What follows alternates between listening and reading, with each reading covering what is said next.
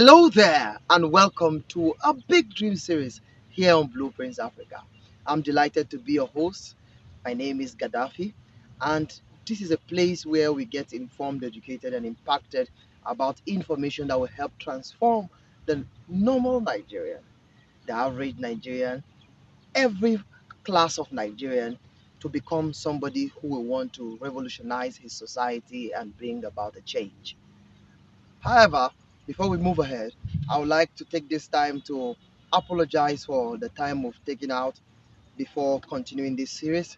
Lots of things have been going on, and we really want to appreciate our audience for standing by with us.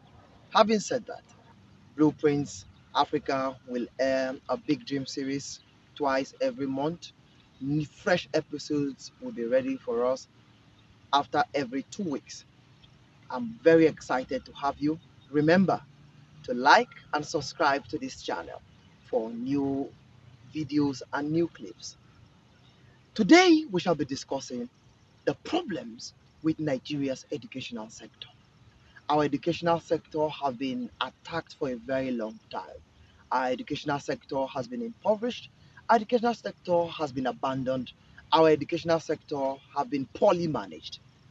If we must bring about the change that we desire from this educational sector, every Nigerian must put hand on deck. And I mean, all Nigerians must put their hands on deck to see how we contribute our own quota to bring about the change that we desire. If we want a change in Nigeria, we must not wait for the government. If we want a change in Nigeria, we can't wait for other people to do it. We must make sure that we be the change that we desire, we cause the change that we require, we also effect the change that we desire in our society, from PTA meetings to whatsoever meetings that we have in our society, including town hall meetings. Having said this, education is the process of facilitating learning or the acquisition of knowledge, skills, values, beliefs, and habits. It is also defined as the act of impacting and acquiring knowledge, developing the powers of reasoning and judgment. All this is done in order to educate the person for a matured life. Without education, an adult will still be a baby. How do I mean? This is to say that every child was once standing before the child started running.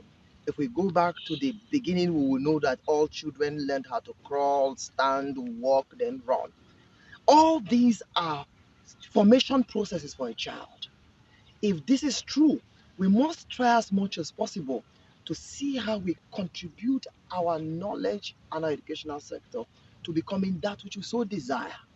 Education is that which helps an individual become that which he wants to be. This is the reason this is the reason why you go to school. You go to school to learn how to read, how to write, how to relate, and how to socialize. Without these things, one will still remain a child.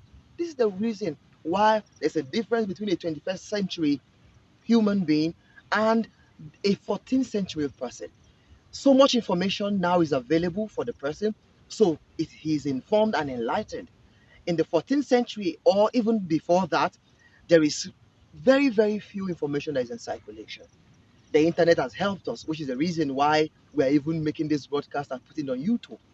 Now, if Nigeria wants to be the change that it desires, we must know that education is the foundation of whatsoever development, of whatsoever change that we want in our nation. Our nation needs education. Our nation desires education.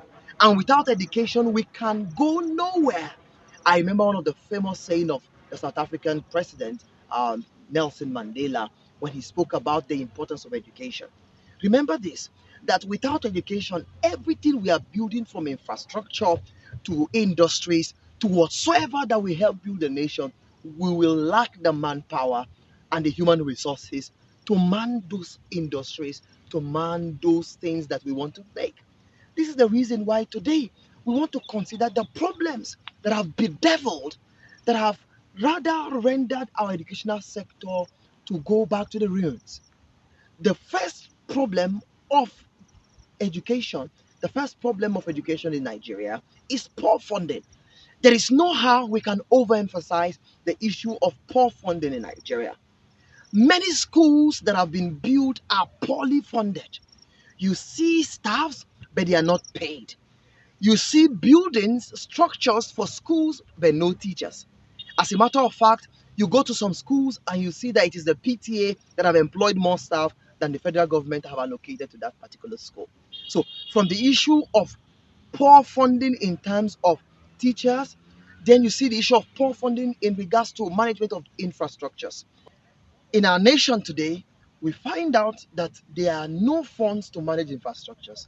So you see a building that was erected 25 years ago has never been renovated, have never been managed. You can see that in several schools across Nigeria. Even here in the FCT, the Federal Capital Territory, the capital of Nigeria, if you move around schools, you will be amazed to see how schools have been abandoned. And in this particular broadcast, we will take you around some of the schools across to see what is happening to our nation.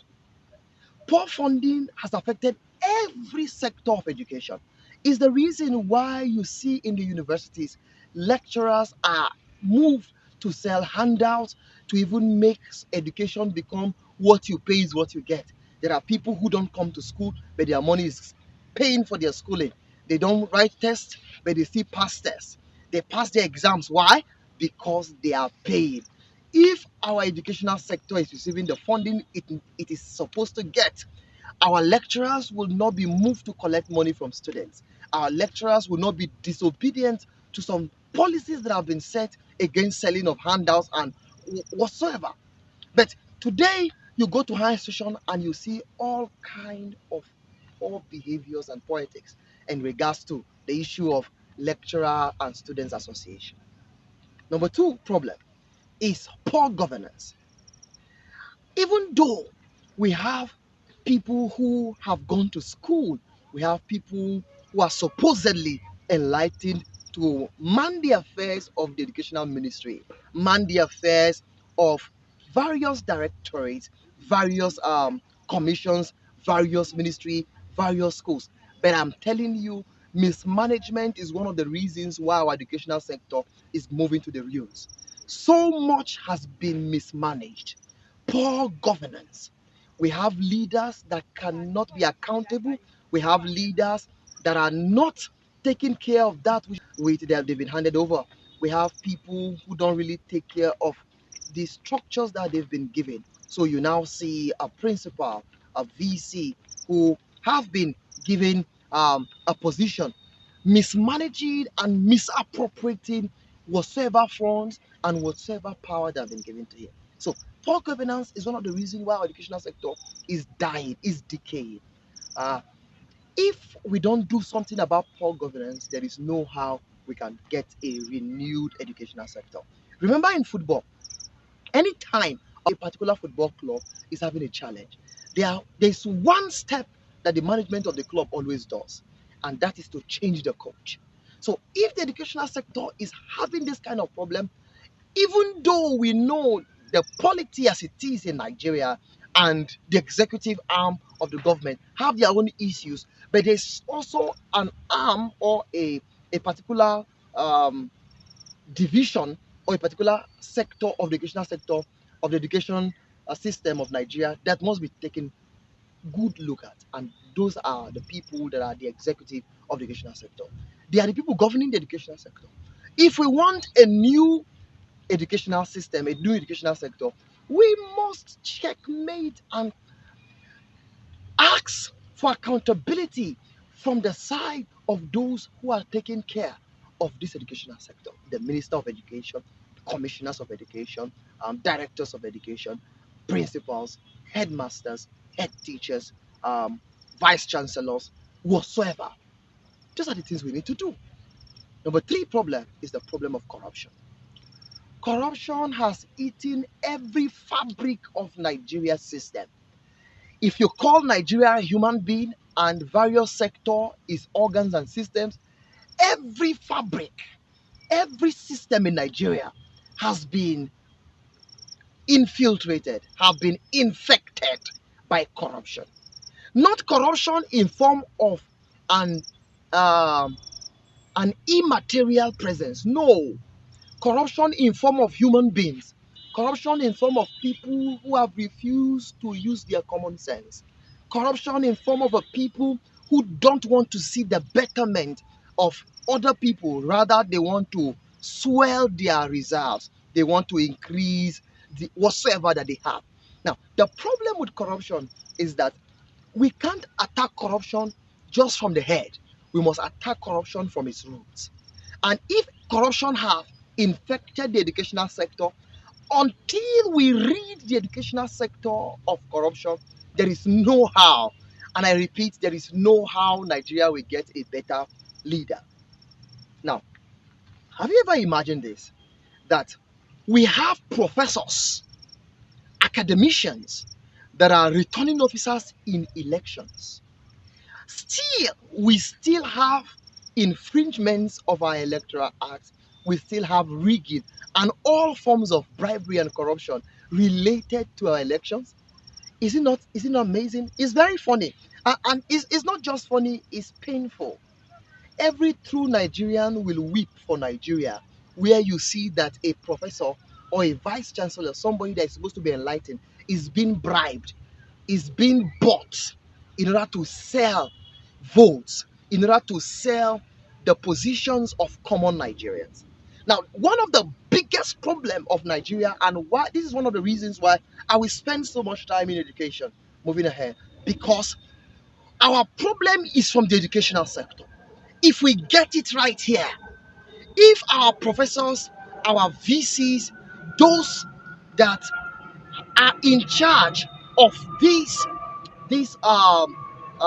educational systems, from primary school, secondary schools, tertiary institutions, can get it right, I will assure you that we can have better leaders. But because of so many challenges, corruption have entered into the educational sector, and there is nothing we can do about it until we rebuild.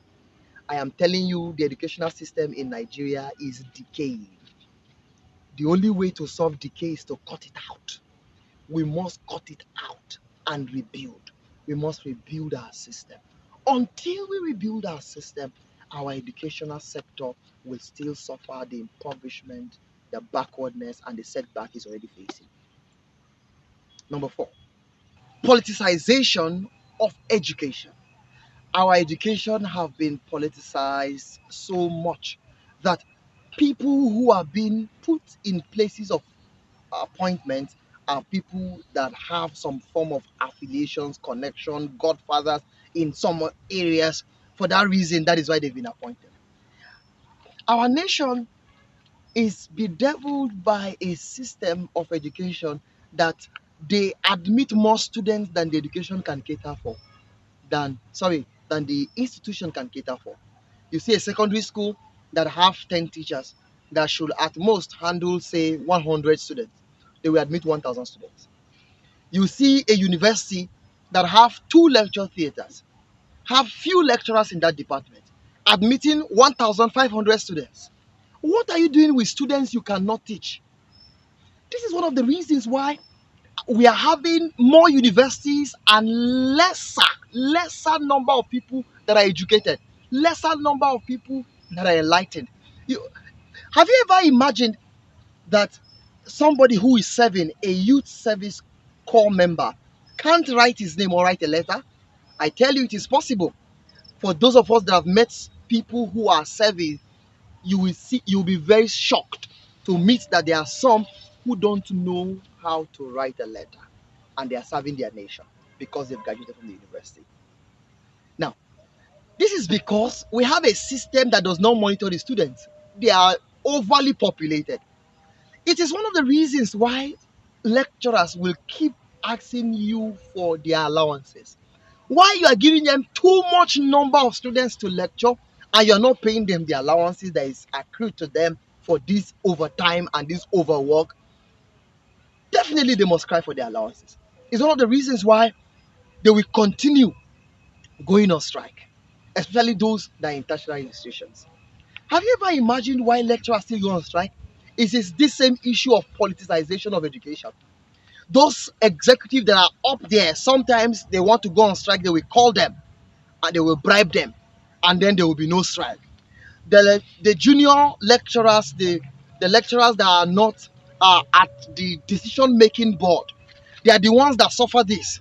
Those that are in all forms of portfolios that meet with these politicians will be given Ghana must goes. Well, I stand corrected. Will be given all forms of bribes, and then strike that they are supposed to go to express their displeasure will be halted. It is the reason why our nation is not moving forward.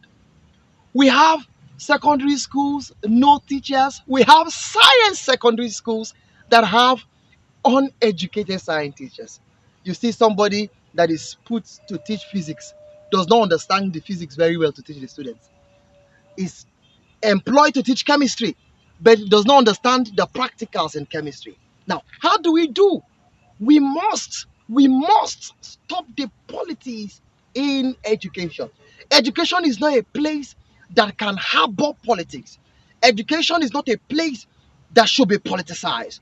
Education is not a sector that can be told with, because the future and the foundation of any nation rests upon the pillars of education.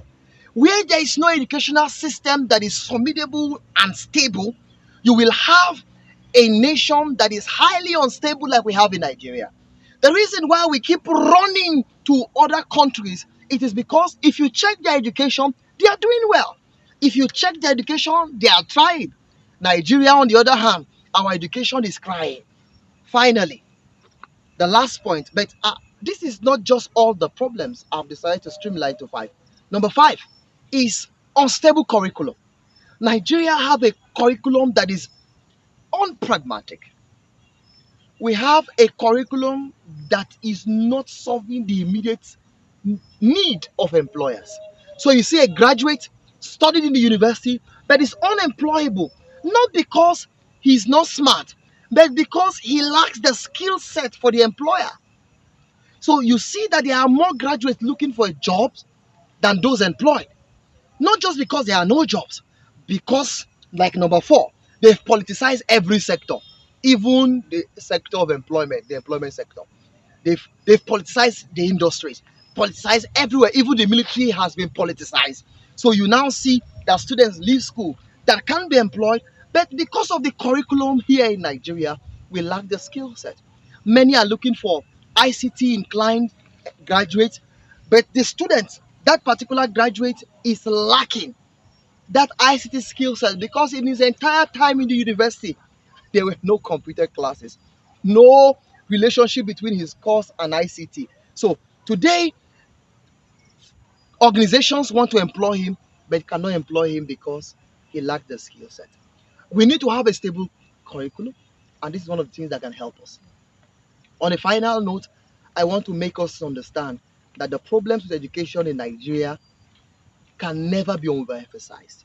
Every Nigerian must come out with this voice that I'm using and cry out that our educational sector has been abandoned. Our educational sector has been neglected. They say they've given all sort of allocation in budget to education, but in the long run, they only give very, very, very minor, very small peanuts allocation in reality to them. They can allocate 100%, at the end they will give them 30%. How can that run Nigeria?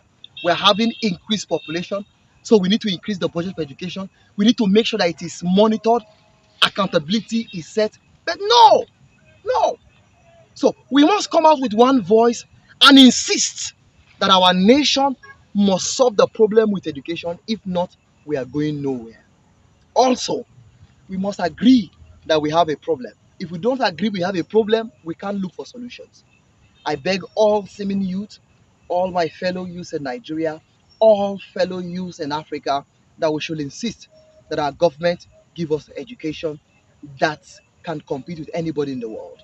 I also insist that our youths and all platform of youth, whether the NYSN, National Youth Council of Nigeria, and all forms of youth platforms, should insist that our educational sector is corrected. Thank you very much for listening to me. Remember to subscribe and like. Make sure you share this video, and remember, it will be very important for you to leave a comment in the comment section. I remain your host, Gaddafi. Have a nice day.